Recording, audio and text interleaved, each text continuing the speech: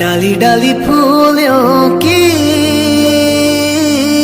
तुझको बुलाए रे मुसाफिर मेरे उत्तराखंड में। बादलों के ओढ़नी वादियां गीत सुनाए मीठे मीठे मेरे उत्तराखंड में।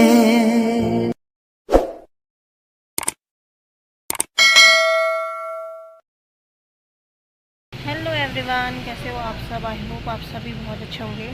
और आज बुधवार है और हनी गया है स्कूल। अक्षत अभी भी सो रखा है। अभी मैं दिखाती हूँ आप लोगों को। और अभी मैं बाहर पे आ गई हूँ, 11:30 के करीब हो गया है। और वैसे तो अक्षत 11 बजे उठ जाता है, लेकिन आज सोया हुआ है। अब मुझे ये टेंशन हो रही है कि स्कूल जाने के टाइम पे मैं इसको कैसे सुलाऊंगी, क्योंकि ये अभी तो सोया हुआ है। फिर मैं जाती हूँ 11:47 या 11:40 पे, तो उस टाइम पे दोबारा सोना इम्पॉसिबल है। कल भी नहीं सोया था, कल मैंने इसको टीवी पे रखा था तो कल चुपचाप था, बट आज पता नहीं क्या होगा। और बहुत गर्मी होने लगी है, बहुत। ये देखो धूप लगी हुई है और गर्मी इतनी ज़्यादा है, मतलब फरवरी लास्ट में ही इतनी गर्मी होने लगी, तो आप सोच सकते हो कि पूरे साल कितनी गर्मी होगी। तो अभी उठ जाता तो सही था, अदरवाइज़ मुझे बड़ी दिक्कत हो जाएगी, क्योंकि मेरा ध्यान ना जब मैं यहाँ से स्कूल लेने जाती हूँ तो मुझे यही रहेगा कि ये रो रहा होगा। अब ये चीज़ों को ना अपनी तरफ खींचने लग गया है। जैसे कुछ कपड़े हैं तो वो अपने ऊपर डाल दे रहा है, और ऐसे में ना डर होती है बच्चों के साथ, कपड़े के अंदर लपटना, मतलब पूरा मुँह लपेट ना दे। और बहुत सारी चीज़ें यार, बहुत दिमाग ख़राब हो जा रहा है।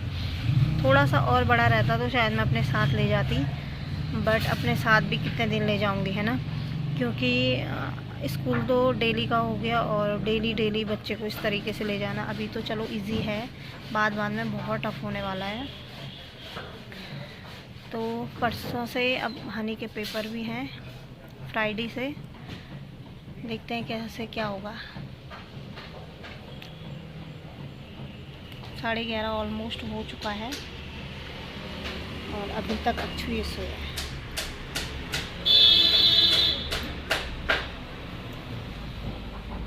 अभी सोया हुआ है। हेलो एवरीवन, तो अभी शाम का टाइम है और शाम का 5:30 हो चुका है। अभी तक धूप है यहाँ पे, ये देख सकते हैं आप, बिल्कुल सनसेट होने वाला है। और इतनी सा बचा है। अभी दोनों बच्चे सोए हैं। अक्षत तो एक बार उठ गया था, अभी मैंने उसको फीड दूध पिला के सुला दिया है। और हनी भी सोया हुआ है।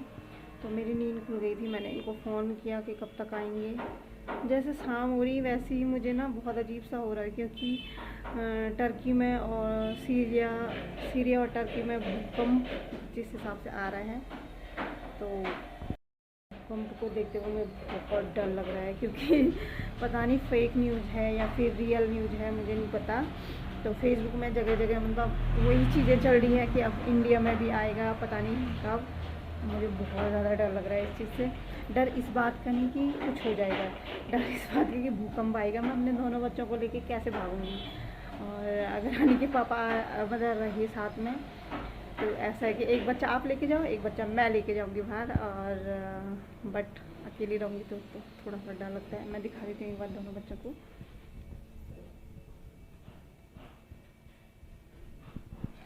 एक उस कोने सोया है, एक इस कोने सोया है।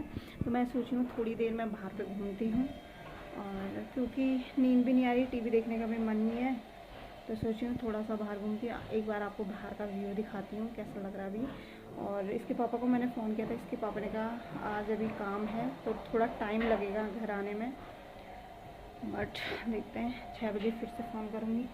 मतलब ऐसा होता कब ये घर आते।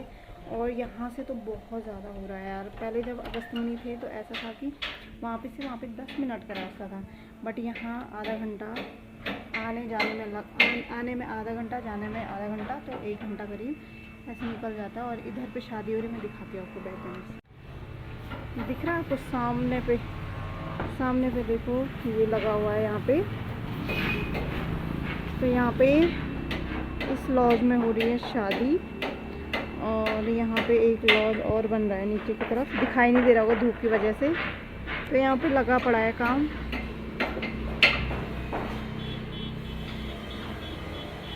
तो यहाँ पे इतनी ज़्यादा आवाज़ें होती हैं ना। यहाँ पे भी लकड़ी का काम होता है, ये देख सकते हो आप। यहाँ पे भी लकड़ी का काम होता है और यहाँ पे भी लकड़ी का काम होता है। ये देखो, दोनों तरफ दुकानें हैं लकड़ी के काम का। तो लकड़ी का काम जहाँ पे होगा, आपको पता है वहाँ पे धूल भी इतनी ज़्यादा हो जाती है और आवाज़ तो पूछो ही मत, इतनी ज़्यादा आवाज़ होती है यहाँ पे। और रोड भी यहीं पे है, तो फिर तो क्या बोलो, पूछो ही मत। रात के सन्नाटे में इतनी ख़तरनाक आवाज़ें आती है ना, जब ट्रक चलते हैं इसमें पूरा घर हिल जाता है। तो ये आप देख सकते हो। तो यहाँ ना बाहर आके अंदर की आवाज़ें बिल्कुल नहीं सुनाई देती है। तो इसलिए मैंने मेन दरवाज़ा खोल के रखा हुआ है, क्योंकि बच्चे उठेंगे तो फिर उसकी आवाज़ मुझे बाहर सुनाई दे। और यहाँ पे देखो प्यारा सा आम का पेड़ है, ये देखो सुंदर सा। और जिस पे हम रहते हैं ना, वो मकान 3 मंजिली मकान है। तो मुझे ना भूकंप से बहुत ऐसा डर लगता है कि हम इतनी बड़ी मकान के सबसे नीचे वाले फ्लोर में, इससे भी नीचे एक और है, वहाँ पे दुकान है। तो सेकंड फ्लोर पे हम हैं, फिर थर्ड और फोर्थ है। तो फोर्थ मतलब 4 मंजिला ये मकान है। और बस इतना है कि स्टेप वाइज है, पीछे पीछे को है, तो इसलिए उतना डर नहीं लगता। बट फिर भी मुझे बहुत ज़्यादा इन चीज़ों का डर लगता है। और यहाँ से ना फील्ड बहुत नज़दीक दिखता है, मैं दिखाती हूँ आपको। इस तरफ आपको फील्ड दिखाई दे रहा होगा। जहाँ हम पहले रहते थे ना, जिस रूम पे, वहाँ से फील्ड नहीं दिखता था। मतलब पेड़ ही पेड़ थे वहाँ पे। मैं छत से भी दिखाती थी लेकिन नहीं दिखता था, बट यहाँ पे से बिल्कुल क्लियर दिखाई देता है। और रोड के काफ़ी नज़दीक है। ये है कि शाम का व्यू हम आराम से देख सकते हैं, चहल पहल देख सकते हैं। जहाँ हम पहले रहते थे कुछ महीने पहले, वहाँ पे नहीं दिखाई देता था नीचे की तरफ का, तो इसलिए उतना वो नहीं होता था। बट यहाँ पे से चहल पहल है तो इतना उदास नहीं लगता है। अब गर्मी स्टार्ट होगी इसलिए मैं बाहर आके देख रही हूँ, अदरवाइज़ ठंडियों के टाइम पे तो बिल्कुल भी मन नहीं कर रहा था बाहर आने का। तो मैंने ना आपको ये नया वाला रूम नहीं दिखाया था, वो अलग बात है। बहुत ज़्यादा हौच पौच हो रखी है, थोड़े सामान बिखरे हुए हैं। तो मैं सोची थी मैं आपको ये रूम दिखा दूँ, थोड़ा सा दिखा दूँ किस टाइप का हमारा ये रूम है। बट जस्ट इग्नोर इट क्योंकि छोटे बच्चों के साथ मैनेज करना बहुत टफ हो जा रहा है। और बच्चे तो इतने सामानों को तो मैनेज करूँ, फिर हनी के साथ तो ऐसा है, जो चीज़ जहाँ रखी होगी वो फिर वहाँ से उठी होगी, वो चीज़ वहाँ पे मिलेगी नहीं दोबारा, तो होता है ऐसा। और एक बार मैं दिखा देती हूँ बैक कैमरे से आपको। ये है, ठीक है, यहाँ से एंटर है। और ये एक रूम, ये है 2 रूम सेट है ये। तो यहाँ हमने सारी फ़ोटो में मैंने सजा के रखी है। यहाँ पे हनी की कार, यहाँ पे है टेबल, और ये आप देख सकते हो इस तरफ है हमारा मंदिर, ये है माता रानी, जय माता रानी। और यहाँ पे छोटू सा हमारा गणेश। तो इधर मैंने ये सजा के रखा हुआ है। अभी धूप की वजह से उतना चमक जैसा रहा, अदरवाइज़ मैं बंद करके लाइट से दिखा देती, बट ठीक है, इतने में भी दिख रही। देखो मेरी फ़ोटो, ये देखो ये और तो ये मैंने अच्छे से डेकोरेट किया है, मैंने और मेरी बहन ने, जिस दिन हमने रूम शिफ्ट किया था। और कुछ फ़ोटो हमने यहाँ भी लगाई। ये फ़ोटो मैंने आजकल में ही बनाई है, नवंबर में 12 नवंबर को जब हमारी एनिवर्सरी थी, तो ये मैंने बनवाया था नीता एंड हरी, जो कि मिलके बना है हरी नीता सजवान उत्तराखंड ब्लॉग। तो ये देखो, ये हमारी फ़ोटो का वो है। और ये मेरा हनी, ये हमारी फ़ोटो इस बार की जब हम गए थे मसूरी। और यहाँ से अंदर की तरफ है, यहाँ पे वॉशिंग मशीन रखी है। यहाँ से अंदर की तरफ इधर वॉशरूम हो गया इस तरफ। और ये हमारा किचन है। किचन तो मैं कितने दिन आपको दिखा ही देती हूँ। तो यहाँ ना ये देखो सीलन आ रही है। और ये हमारा किचन भी काफ़ी बड़ा है। अब चलते हैं हमारे रूम में, थोड़ा सा दिखा देती हूँ यहाँ से बाहर। और ये देखो, ये गोलू मोलू। और ये हमारा यहाँ पे से बीच में एक दरवाज़ा है। और इधर देखो, यहाँ भी सामान बिखरा पड़ा है। ये हमारा रूम।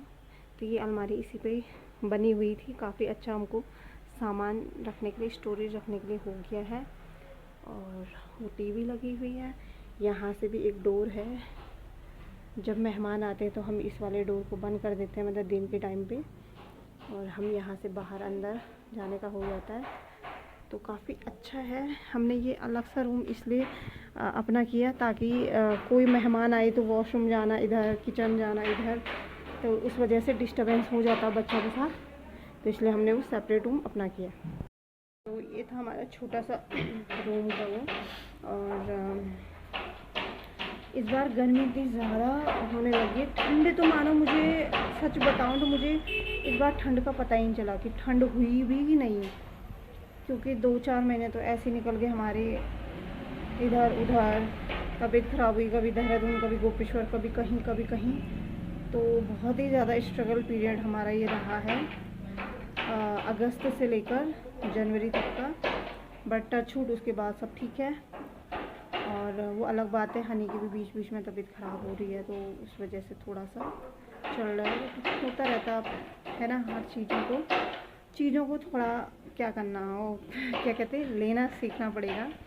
और थोड़ी देर मैं फ़ोन को चार्ज पे लगाती हूँ, थोड़ी देर में बाहर वॉक करती हूँ, फिर मिलूँगी आप लोगों से थोड़ी देर में। उसके पापा का वेट करती हूँ मैं। हनी के पापा आ चुके हैं और अभी गए हैं दूध लेने। मैं अभी आई हूँ चाय बनाने के लिए। मुझे ना सर्दी जुकाम लग गया और नाक में ना खुजली सी हो रही है। और ये देखो हनी के काम, हनी ने ये बॉक्स भी तोड़ दिया है। इतना अच्छा ये बॉक्स है, और ये मैंने फर्स्ट क्राई से मंगाया था, 1000 रुपये का ये टिफ़िन बॉक्स है। उसने ना आज ये भी तोड़ दिया। उसने नहीं तोड़ा, बच्चे।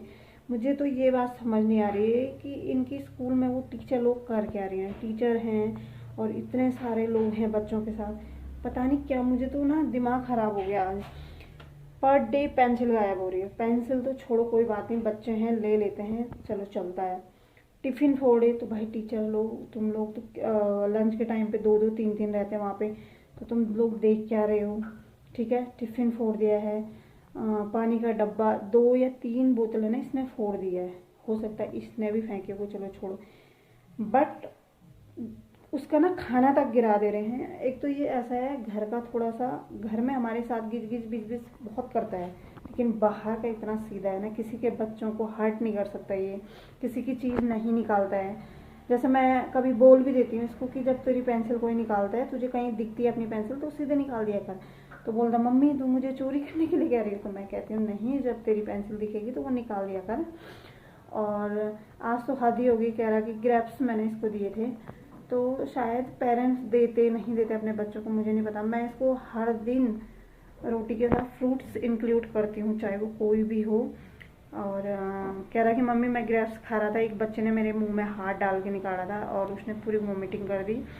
जितने ग्रेप्स बाहर निकले होंगे उन्होंने इस टिफ़िन ही में डाला हुआ है। मैंने उससे बोला भी ये क्या है, तो उसने कहा कि मुझे ना उल्टी हो गई थी, किसी बच्चे ने मेरे मुँह में हाथ डाल दिया।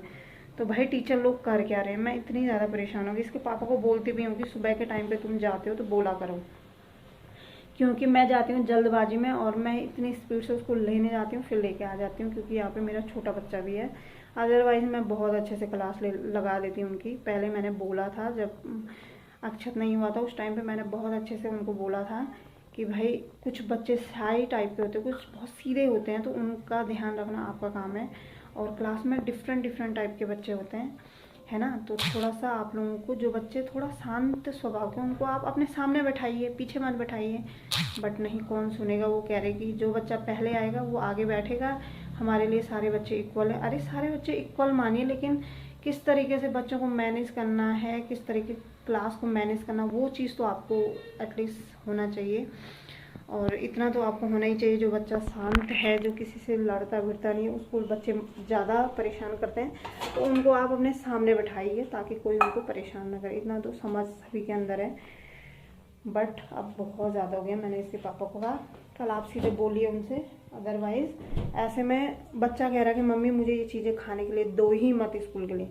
मैंने बीच में उसको किशमिश भी दिए थे, तो बच्चे ने ऐसे छीना झपटी में हमेशा उसका टिफ़िन गिराया है। खीरा मैं देती थी, वो भी गिराया है। खाने के लिए करते हैं बच्चे, चलो कोई बात नहीं, लेकिन वो देखने का काम टीचर लोगों का है, बच्चों का कोई फॉल्ट नहीं है। वो भी छोटे बच्चे हैं, खाने के लिए बच्चे करते हैं। हमारे अब 2 बच्चे हैं, जैसे अक्षत भी बड़ा होगा तो दोनों खाने के लिए करेंगे ही ऐसा।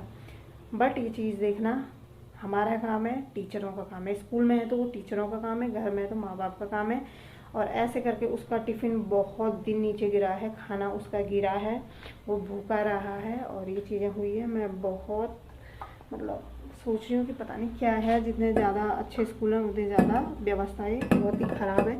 तो चलिए मैं बनाती हूँ चाय, इसी से मैं पानी निकालती हूँ क्योंकि भरा हुआ है, पर डे हम भरते हैं तो इसलिए इसी से मैं निकाल के चाय बनाती हूँ।